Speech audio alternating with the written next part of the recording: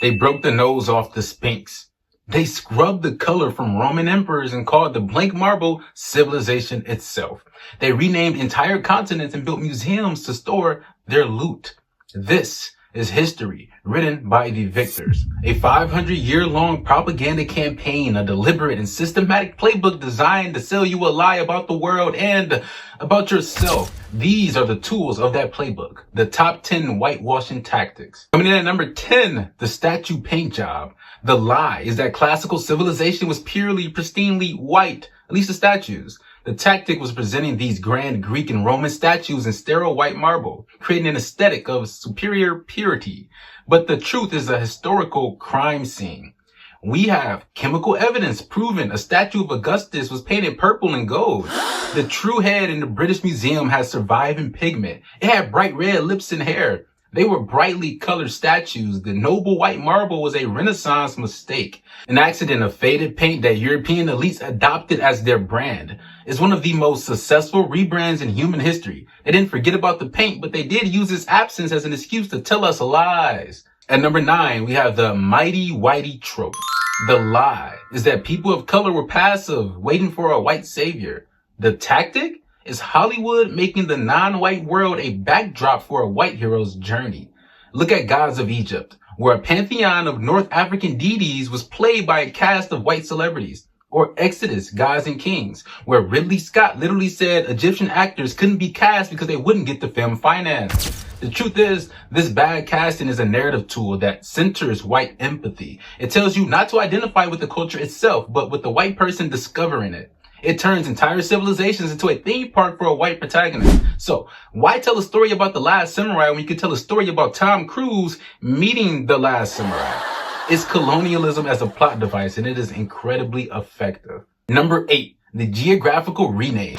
The lie is that these lands were blank slates. The tactic is the psychological violence of erasing indigenous names. Take Mumbai, a city in India. For centuries, it was called Mumbai. But when the British marched in, they couldn't be bothered to say it, and they renamed it Bombay.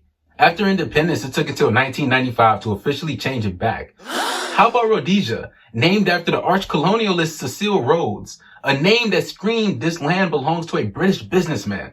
The truth is, this is more than theft. It's a psychological claim of ownership.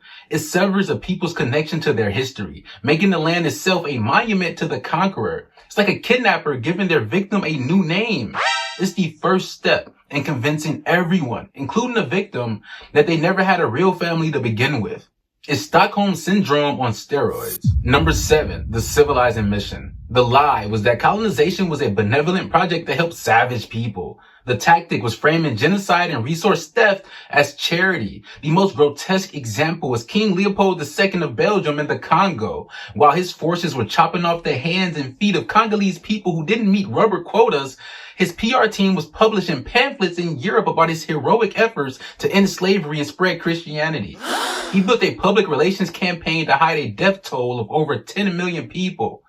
The truth is, the white man's burden was never a duty. It was a marketing slogan. It was the original, we're from the government and we're here to help. The greatest trick the colonizer ever pulled was convincing themselves that burning your village to the ground was an act of philanthropy. Number 6, the we're all mixed myth. The lie is that racial harmony means we can't talk about racism. The tactic is promoting national identities like mestizaje in Latin America or color blindness in the U.S. The purpose is to silence discussions of ongoing anti-blackness and anti-indigenous prejudice. In Brazil, the idea of a racial democracy was used for decades to dismiss black activists by saying, we're all Brazilian here, what's the problem? Meanwhile, black Brazilians earn half the income of white Brazilians, are disproportionately victims of police violence. The truth is this myth doesn't erase racism, it just makes it invisible and therefore impossible to fight. It's a get out of racism free card played by countless members of society.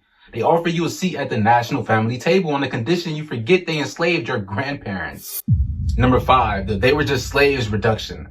The lie is that black history begins with subjugation. The tactic is reducing the entire magnificent history of Africa to a single story of victimhood.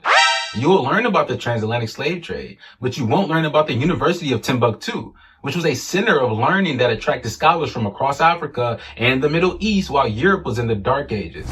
You won't learn about the Kingdom of Benin and its breathtaking bronze sculptures that revolutionized European art. This is a psychological trap.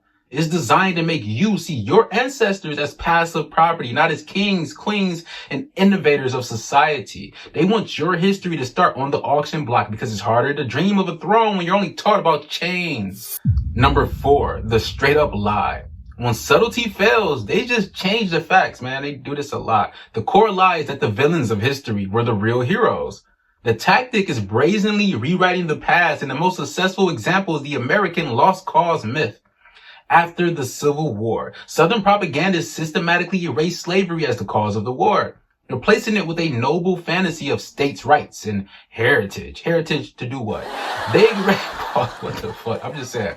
They erected thousands of Confederate monuments, not in the 1860s, but during the Jim Crow and Civil Rights era as a direct message of intimidation and historical control. This is gaslighting on a civilizational scale. It's not just hiding the history. It's burning down a bookstore and claiming that it was a charity all along. They know a lie told often enough becomes history, and a history repeated often enough becomes identity. Number 3, museums as trophy rooms. The lies that Western institutions are preserving global heritage. The tactic is stealing cultural treasures and displaying them as art, divorced from their sacred meaning. The British Museum is the world's largest receiver of stolen goods, filled with artifacts like the Benin bronzes, which includes thousands of intricate plaques and sculptures looted by British troops in 1897 from the Kingdom of Benin in what is now Nigeria. So these artifacts were art, but they were also a historical record, a courtly archive. By placing them in a London museum case, the context shifts from this is a civilization's memory to this is a testament to British power and taste.